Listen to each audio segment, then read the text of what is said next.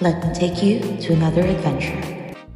Hey guys, welcome back for another food blog, and today we'll be visiting Cafe Gaia at Manaoag, Pangasinan. You know, I've been trying to go to this cafe for the longest time, but they're always closed on my day offs, and they're only open on Thursday, Friday, Saturday, and Sunday because, of course, who needs a rest day other than the hardworking people right here, right?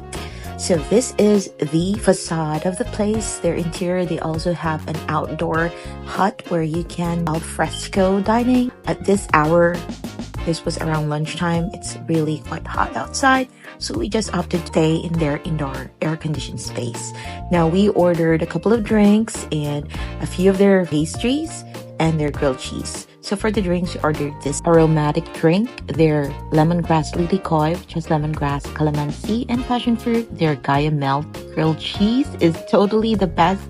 Their canales, midnight pistachio, canape brownie, and their Vietnamese coffee. So those are what we had, and all of them tasted wonderful.